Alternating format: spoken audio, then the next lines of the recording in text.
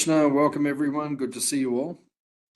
Tonight we're continuing with our study of Bhagavad Gita as it is by His Divine Grace, A.C. Bhaktivedanta Swami Srila Prabhupada. Tonight we are beginning chapter 10. Chapter 10 is entitled The Opulences of the Absolute. So,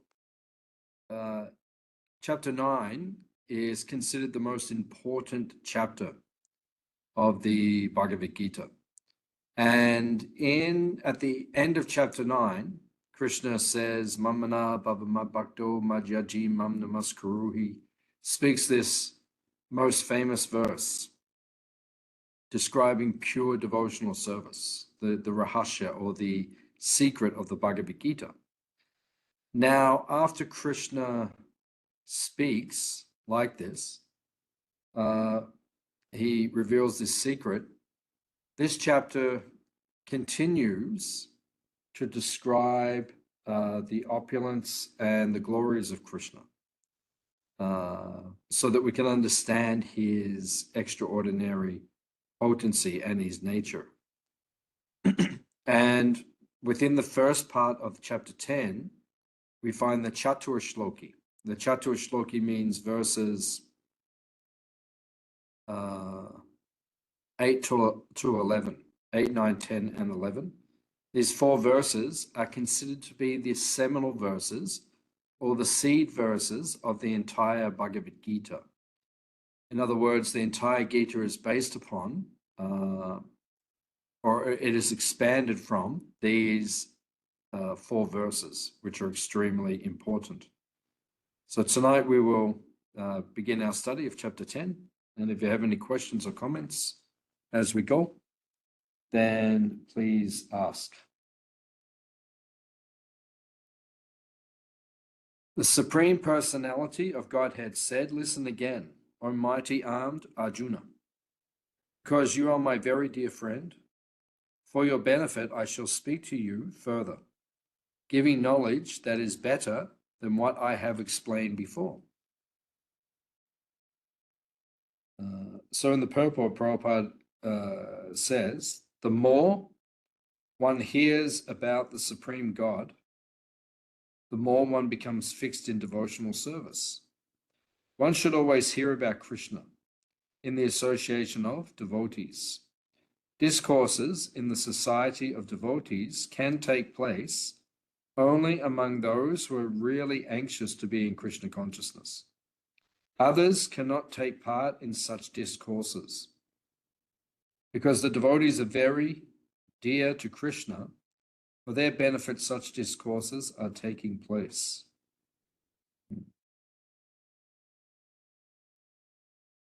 So we have fallen into this material energy, this material world. And because we've fallen into the material world, we are suffering with the pangs of material nature. And in order to alleviate ourselves from this suffering, we have to engage in Shravanam and Kirtanam. Shravana means hearing about Krishna. Kirtanam means chanting about Krishna, which will naturally lead to Smaranam, or remembrance of Krishna. So that is the process. And the more one engages and focuses on Shravanam and Kirtanam and Smaranam, one is able to transcend this material energy once and for all. One is able to leave this material world. One is able to develop pure devotion for Krishna, which is the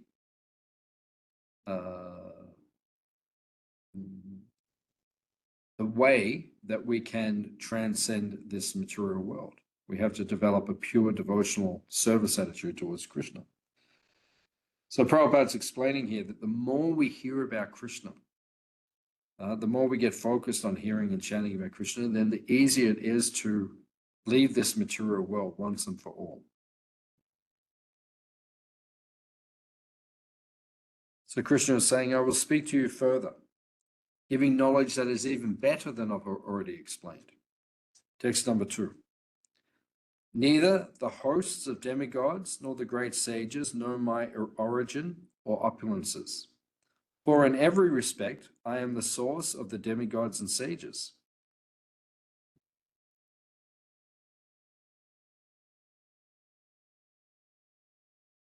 So, Krishna is explaining the opulences that we can find him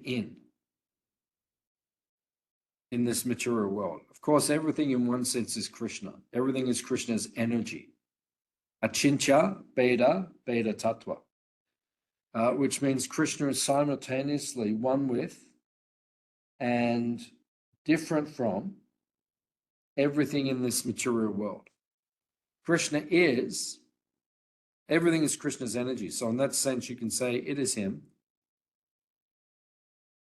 But simultaneously, he is separate from this material world. So this is how we can understand Krishna.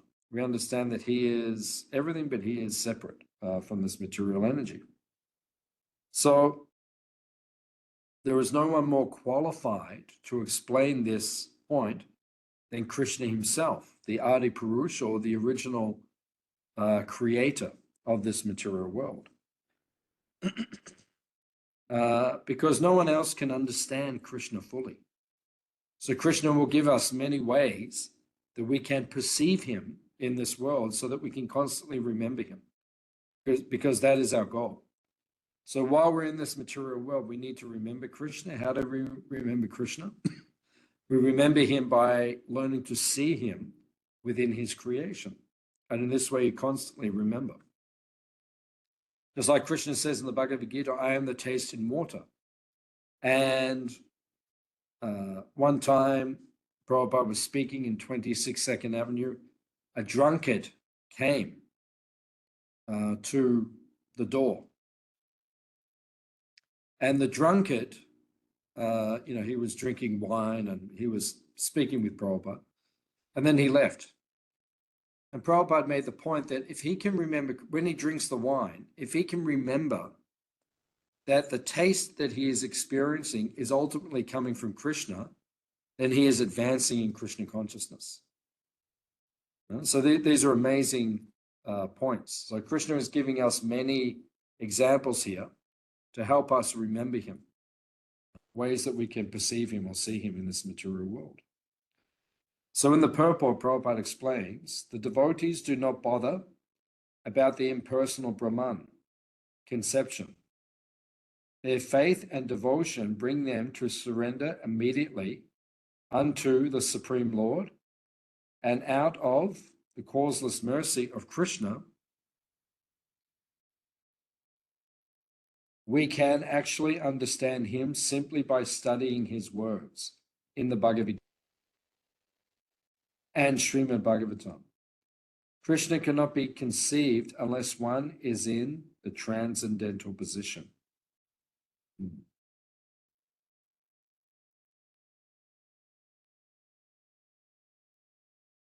So, by studying Bhagavad Gita and Srimad Bhagavatam, we can come to the correct understanding of the absolute truth. There is Brahman, Paramatma, and Bhagavan. Brahmeti, Paramatmeti, Bhagavaniti, Shabjate. It says within the Bhagavatam, there are 3 phases of the absolute truth. There is the impersonal phase, the Brahmajyoti. There is the Paramatma, or the Supersoul. And then there is Bhagavan. Bhagavan means the original Supreme Personality of Godhead.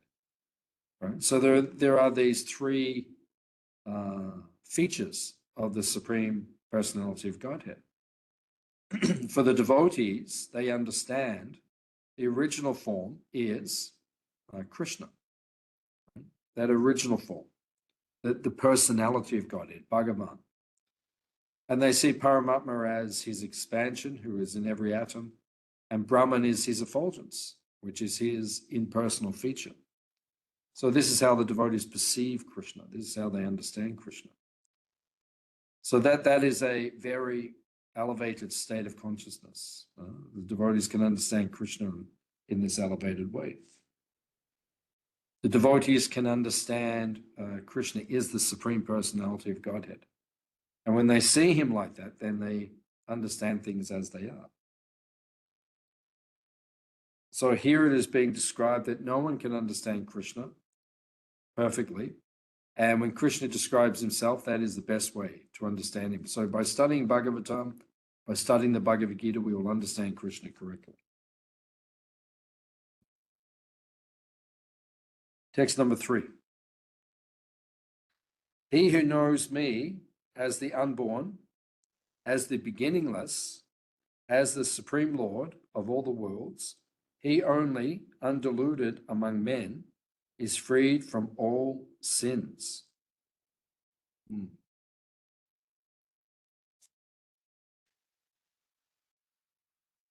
So in the purport, Srila Prabhupada explains, out of those actually trying to understand their spiritual position, one who can understand that Krishna is the Supreme Personality of Godhead, the proprietor of everything, the unborn, is the most successful, spiritually realized person.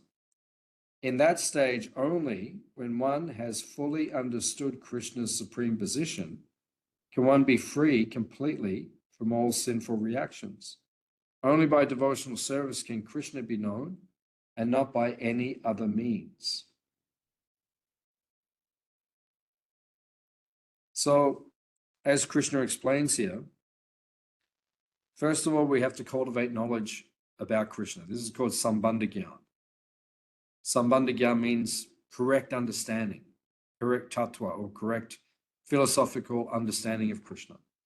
Once you have developed the correct philosophical understanding about Krishna, then we go to the next phase,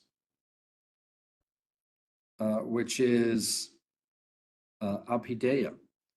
Abhideya means we begin to engage in devotional service, which is the process by which one can understand Krishna. And that will lead to prema or prayojana, the goal of our devotional service, which is to develop love for Krishna. So here,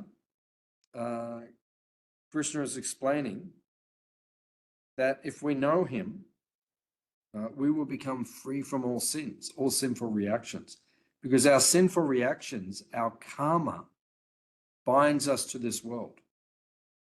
So the more we engage in Krishna consciousness, then we will become unbound and we will understand things as they are, and then we can transcend this material energy once and for all.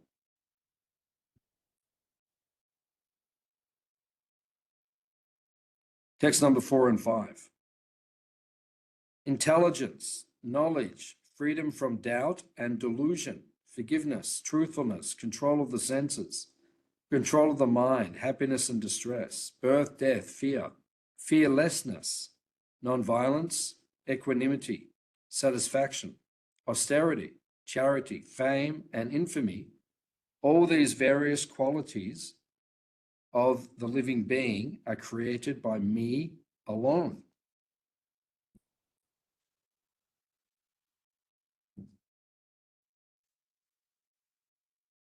So,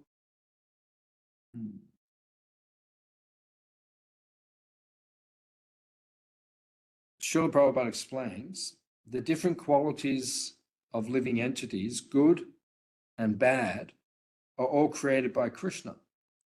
For one who wants to advance in Krishna consciousness, Krishna creates all these qualities, but the person develops them himself from within. One who engages in devotional service develops all good qualities as arranged by Krishna.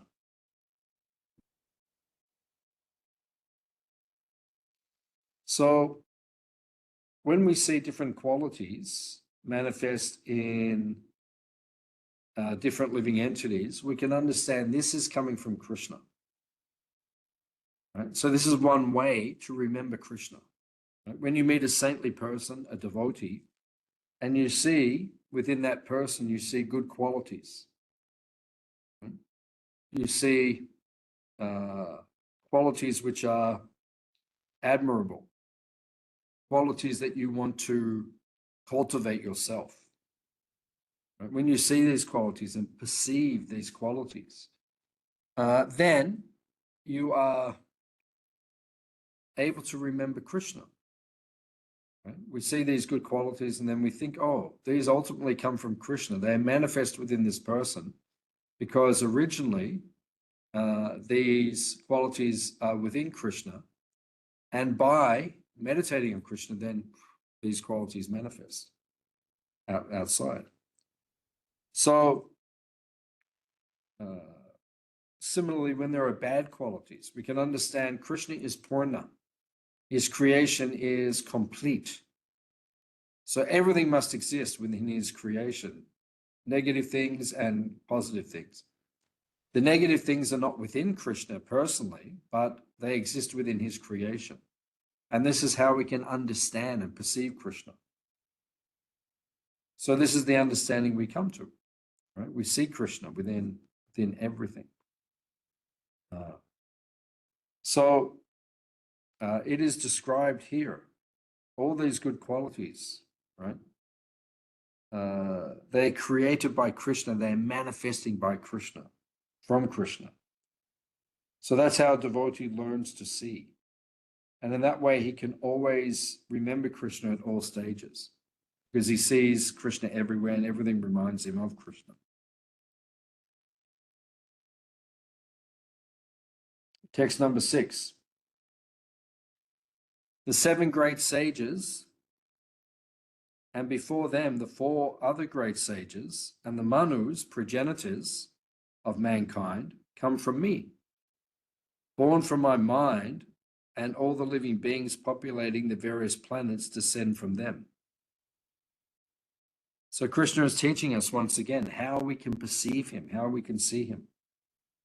Right? We can see him within the Saptarishis. Like you can see, it's out there in the north at nighttime. 7 stars which are together, the 7 sages. As it is being described here, these 7 sages and the 4 other great sages and the Manus, the progenitors, they are all born, it says, from the mind of Krishna. So in the purport, Prabhupada explains, Krishna is giving a genealogical synopsis of the universal population. Brahma is the original creature born out of the energy of Krishna, who is known as Hiranyagarbha. And from Brahma, the 25 great sages are manifested. All these 25 are known as the patriarchs of the living entities all over the universe. Brahma is known as Pitamaha, the grandfather, and Krishna is known as Prapitamaha, the father of the grandfather.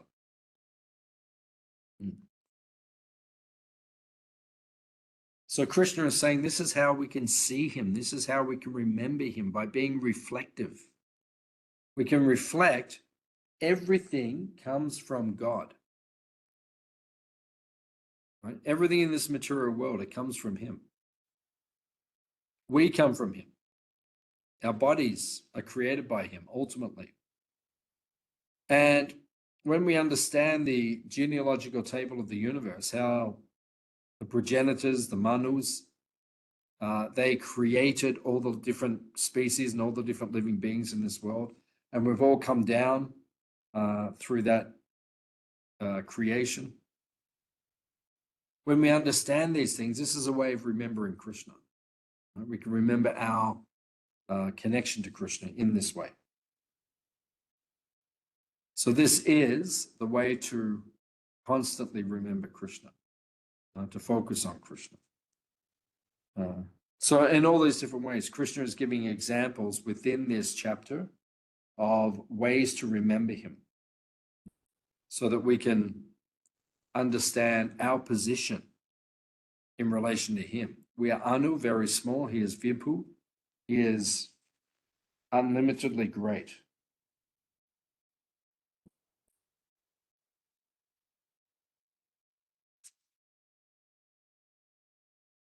Text number 7. One who is factually convinced of this opulence and mystic power of mine engages in unalloyed devotional service. Of this, there is no doubt. Prabhupada explains in the purport that these are some of the opulences of Krishna. When one is fully convinced of them, he accepts Krishna with great faith and without any doubt, and he engages in devotional service. All this particular knowledge is required in order to increase one's interest in the loving devotional service of Krishna. One should not neglect to understand fully how great Krishna is, for by knowing the greatness of Krishna, one will be able to be fixed in sincere devotional service.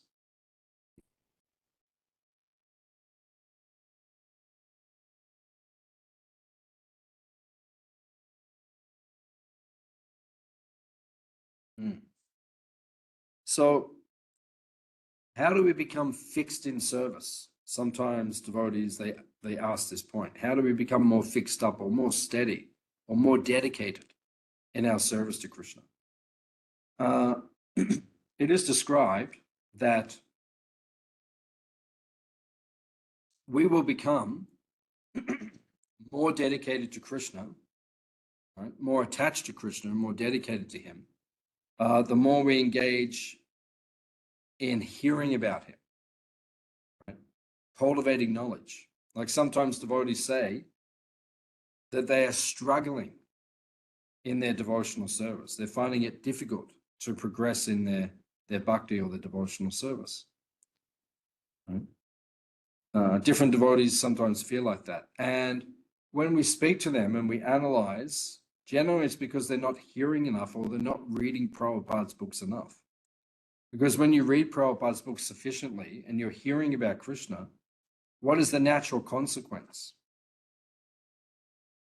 Right? The natural consequence of hearing regularly about Krishna is that you become attached to him and then you become inspired to serve him. So this is how we become fixed up in devotional service. You need to have knowledge. The more knowledge you have of Krishna, the more you become fixed in bhakti or devotional service. Now, we'll read the Chatur Shloki, verses 8, 9, 10, and 11. Now, these are the seminal verses of the Bhagavad Gita. These are the seed verses, right? This is Bhagavad Gita, verse 8, the first of the seed verses, which the whole Bhagavad Gita arises from, these 4 verses. So these are incredibly important to understand.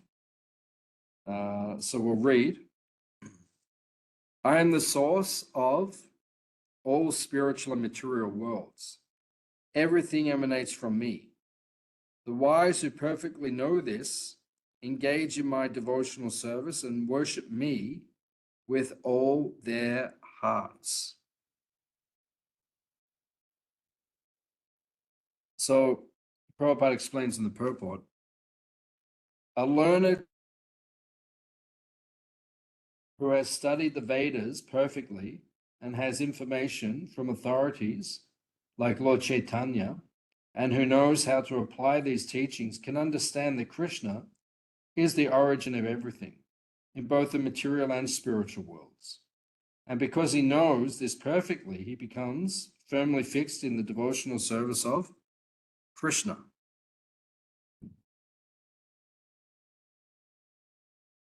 So,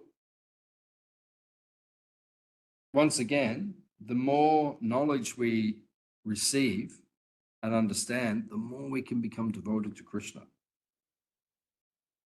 We have to absorb ourselves in knowledge of Krishna, study of Krishna, understanding Krishna's opulences. As this verse says, Krishna is the source of everything, spiritual and material. The wise who perfectly know this engage in devotional service and worship Krishna with all their hearts. Right? That is the natural result. Then Prabhupada says in the purport, Krishna is the source of all generations, and he is called the most efficient cause of everything. Everything is under Krishna. No one is above him. There is no supreme controller other than Krishna. One who understands Krishna in such a way from a guru with references from Vedic literature engages all his energy in Krishna consciousness and becomes a truly learned man. So,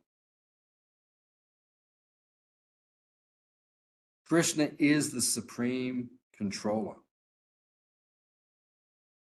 And the more we become learned about this fact, the more we will become dedicated to Krishna. When we understand his actual position and we perceive that, we realize that, then we'll become more absorbed in service to Krishna. And that is the perfection of life, right? To become fully absorbed in Krishna's service. Text number 9.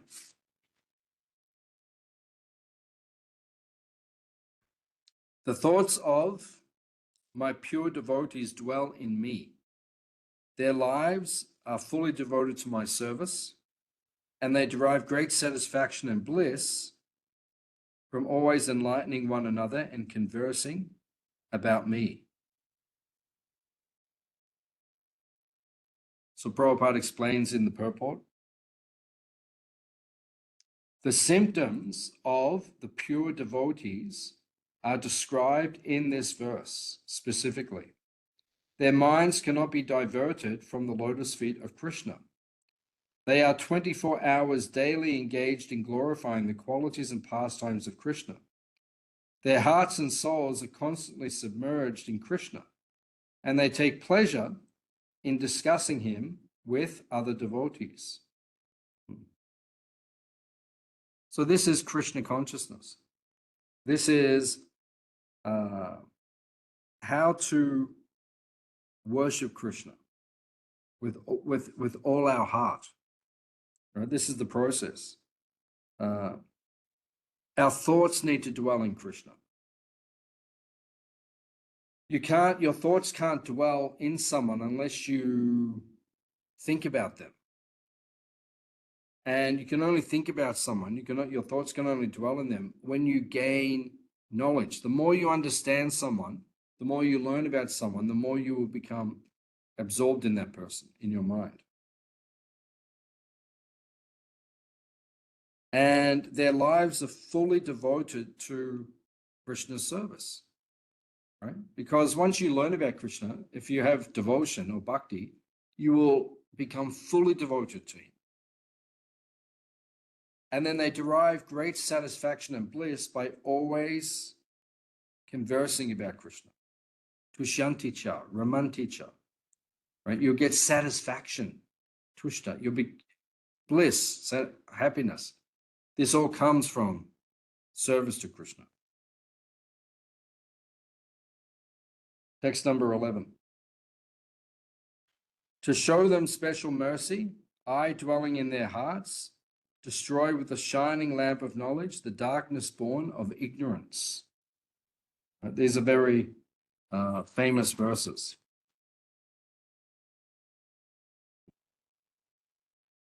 Krishna explains, Buddhi Yoga is action in Krishna consciousness. That is the highest intelligence. Buddhi means intelligence, and yoga means mystic activities or mystic elevation. When one tries to go back to Godhead and takes fully to Krishna consciousness, his action is called Buddhi Yoga. Buddhi Yoga is the process by which one gets out of the material entanglement. The ultimate goal is Krishna, And when the goal is assigned, then the path is slowly but progressively traversed, and the ultimate goal is achieved. The association of devotees and guru are important.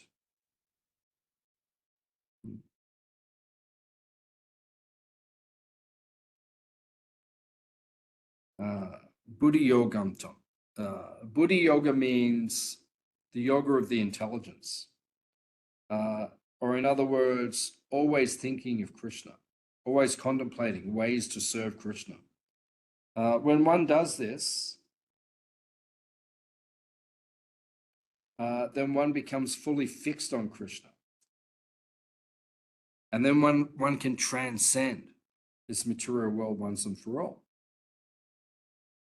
So this is being explained here in verse number 10. To those who are constantly devoted, to those who are constantly devoted in serving me with love, I give the understanding by which they can come to me. So that is verse number 10. Someone who's fully, constantly engaged in serving Krishna with love, I give the understanding by which they can come. So that is the process. The process is when we devote ourselves to Krishna, right? We're constantly devoted to serving him with love. Then he gives the understanding by which we can come to him. Dadami Buddhi Yogam Tam. Krishna says, from within your heart, I will illuminate. I will teach you from within. I will inspire you from within how to fully devote yourself to me, and how to approach me. Now, text number 11. To show them special mercy, I, dwelling in their hearts, destroy with the shining lamp of knowledge the darkness born of ignorance. In the purport, Prabhupada says, even if a devotee does not take advantage of Vaishnava literatures or his guru, if he is sincere in his devotional service, he is helped by Krishna himself from within his heart. Only by devotional service is Krishna pleased, and by his inconceivable energy, he can reveal himself to the heart of the pure devotee. The pure devotee always has Krishna within his heart. By constantly chanting Hare Krishna and with the presence of Krishna, who is just like the sun, the darkness of ignorance is at once dissipated. This is the special mercy rendered to the pure devotee by Krishna. So, this is the special mercy of Krishna.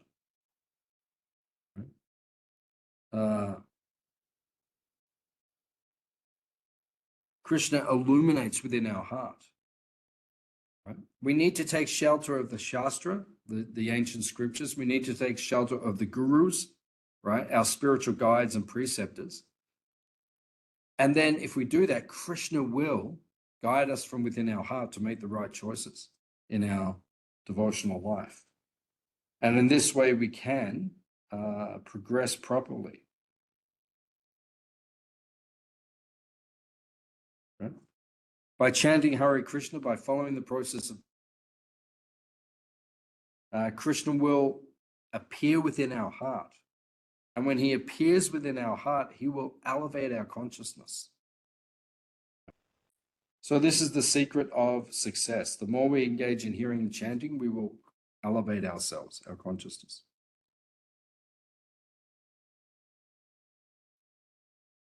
Text number 12 and 13. Arjuna said, you are the supreme personality of Godhead, the ultimate abode, the purest, the absolute truth. You are the eternal, transcendental, original person, the unborn, the greatest. All the great sages such as Narada, Asita, Devala, and Vyas confirm this truth about you. and now you yourself are declaring it to me.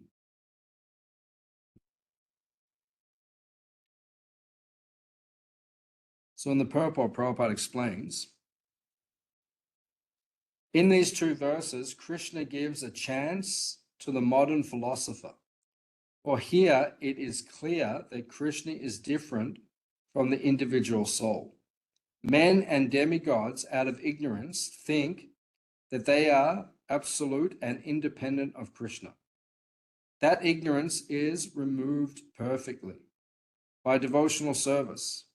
Krishna can be realized only by those who are engaged constantly in thinking of him. Smaranam. Krishna is the Supreme Personality of Godhead, and one should always meditate on him and enjoy one's transcendental relationship with him. If we want to understand Bhagavad Gita, we should accept the statements in these two verses. Unless one is in the disciplic succession, he cannot understand Bhagavad Gita. This perfect knowledge can be had by the grace of Krishna.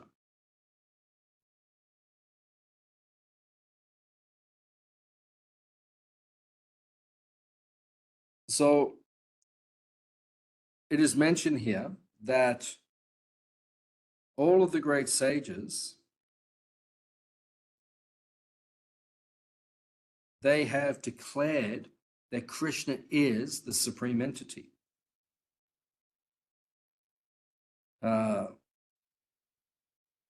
So this gives us conviction. This gives us the understanding that Krishna is the supreme entity. Because so many great sages, so many great personalities have understood this fact about Krishna. So because they have understood the fact, then we also become enthused. So in these two verses, Krishna gives a chance to the modern philosophy, to the modern philosopher. He is explaining that he is the absolute truth. And Arjuna is confirming it is accepted by the great sages. So we should also study the Bhagavad Gita very carefully. Prabhupada said we should not blindly follow these things, right? It is not blind following, right? But rather we should understand Krishna's position, and we should study it very carefully and become convinced of it of ourselves, so that we can dedicate ourselves to Krishna's service. Text number 14. O Krishna, I totally accept as truth all that you have told me. Neither the demigods nor the demons, O Lord, can understand your personality.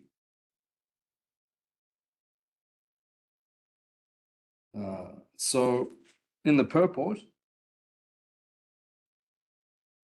Prabhupada explains, the supreme truth is Krishna, and he is the perfect one. Bhagavad Gita should be understood in parampara. The acceptance of all that Krishna says should be emulated. Then we can understand the essence of the Bhagavad Gita. And then only can we understand that Krishna is the supreme personality of Godhead.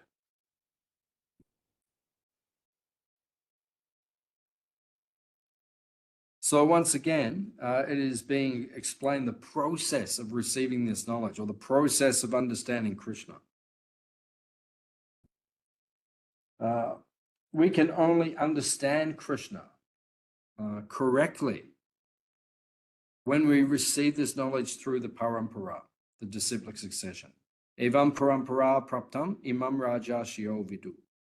Right? We cannot understand this knowledge by our own endeavor. We need to understand it by connecting to Krishna. And then we can go to the highest level of spiritual life and understanding.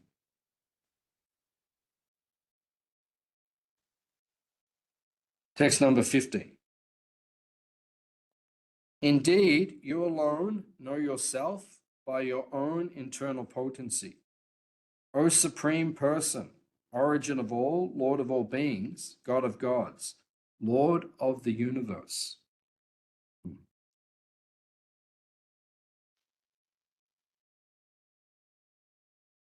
So Prabhupada explains, the supreme truth is realized in three aspects. A common man, or even a liberated man, who has realized Brahman or Paramatma, may not understand Krishna's personality. Such men, therefore, may endeavor to understand Krishna from the Bhagavad Gita, which is spoken by this person, Krishna. Thus, the truth about Krishna is established in this verse, and we should follow in the footsteps of the Acharyas to understand Krishna as he is.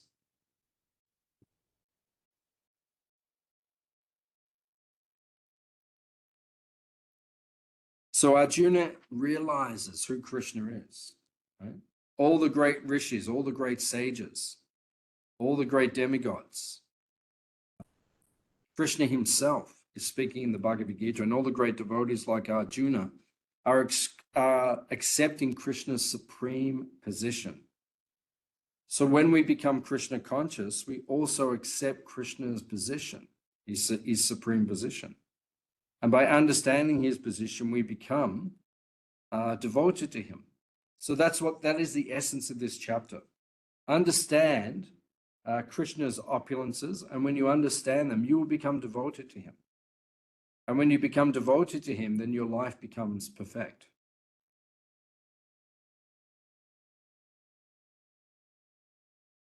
Text number 16. Please tell me in detail of your divine opulences by which you pervade all these worlds. So now Arjuna wants examples. Please tell me, how do you pervade this world? How do we understand your greatness? How do I see you in this world so I don't forget you and I understand your supreme position? In the purport, Prabhupada says, people in general and impersonalists in particular concern themselves mainly with the all-pervading aspect of Krishna. One should know that this is being asked on behalf of the common people.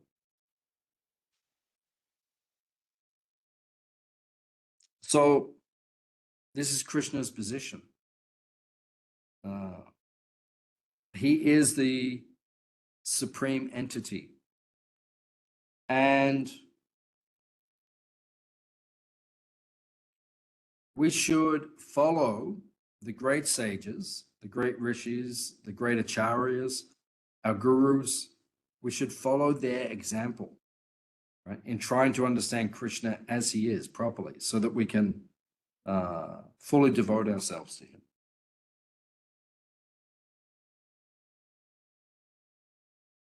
Text number 17.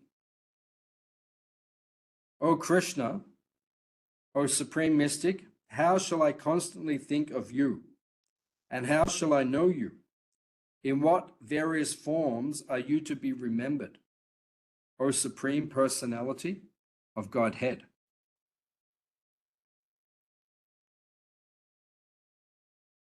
Prabhupada explains in the purport, common men, including the demons and atheists, cannot know Krishna because he is guarded by his Yogamaya energy. The superior devotee is concerned not only for his own understanding, but for the understanding of all mankind. The common man who has no love for Krishna cannot always think of Krishna. Therefore, he has to think materially. Because materialists cannot understand Krishna spiritually, they are advised to concentrate the mind on physical things and try to see how Krishna is manifested by physical representations.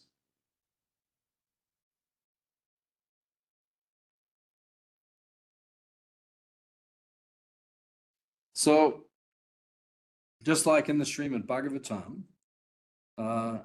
we hear the description of the universal form, the Virat Rupa, the whole universe. And we're taught how to see Krishna within that. Now, particularly, that is for those people who are not fully devoted to Krishna. Right? When someone is not fully devoted to Krishna, they may have trouble, as Prabhupada points out, in thinking of him in the mind. Therefore, they are taught especially, see Krishna here, see Krishna there. For a devotee, we automatically will be reminded of Krishna when we see beautiful sunsets and scenery and these different things. But a devotee is meant to think of Krishna's original form within his heart, within his mind. So for the non-devotee especially, they have to think of Krishna in so many different ways. But for a devotee, he just thinks of Krishna in his original form. And then by doing that, he automatically remembers Krishna in everything he sees. Text number 18. O Janardana, again, please describe in detail the mystic power of your opulences. I am never satiated in hearing about you.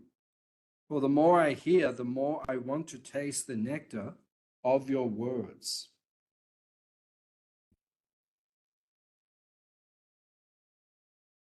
Prabhupada explains, any narration or statement concerning Krishna is just like nectar, and this nectar can be perceived by practical experience. One will tire by hearing mundane stories, but one never tires of hearing of Krishna. It is for this reason only that the history of the whole universe is replete with references to the pastimes of the incarnations of Godhead. In this way, the reading matter remains forever fresh despite repeated readings.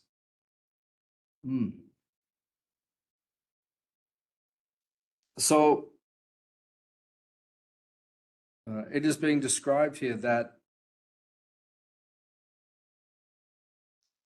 the more you hear about Krishna, the more you'll want to hear about Krishna. Tushyanti cha ramanti cha. The nature of spiritual sound vibration or shabda means that it is purifying, and just by hearing about it, by hearing about this pure spiritual sound vibration, right, one becomes attracted to Krishna. And the more one hears, right, it never becomes hackneyed or boring. It never becomes artificial or superficial. One hankers to hear about Krishna more and more and more. Right? So that is the focus that all the devotees have, to hear about Krishna continuously.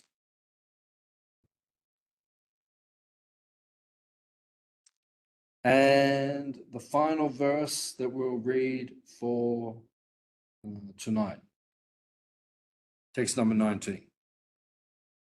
The Supreme Personality of Godhead said, yes, I will tell you of my splendorous manifestations, but only of those which are prominent, O Arjuna, for my opulence is limitless.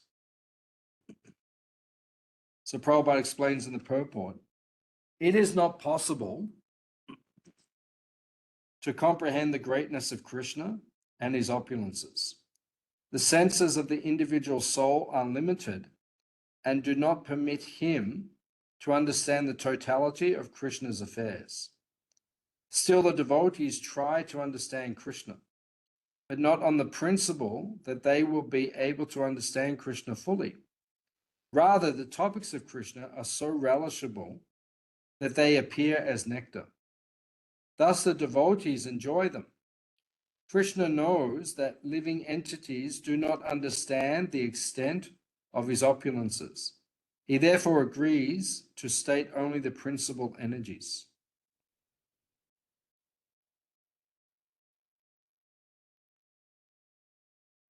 So Krishna is going to explain the principal ways, or many of the principal ways, or some of the principal ways that one can understand him. within this material creation, because he is unlimited.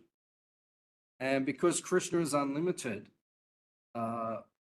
we can't possibly describe, or even he maybe cannot possibly describe everything about himself. Right? There's too much detail which is to be understood. So Krishna is explaining this to Arjuna. Right? He is explaining to all of us that his opulences are unlimited. And next week, we'll begin to hear about the different descriptions of his opulences and ways that we can see him within this material world. So I'll stop here for tonight. Are there any questions? Any comments on what we have discussed? Thank you all for coming. We'll see you next week. Srila Prabhupada Ki Jai. Jai, thank you, Prabhu. Hare Krishna. Hare Krishna. Thank you for coming.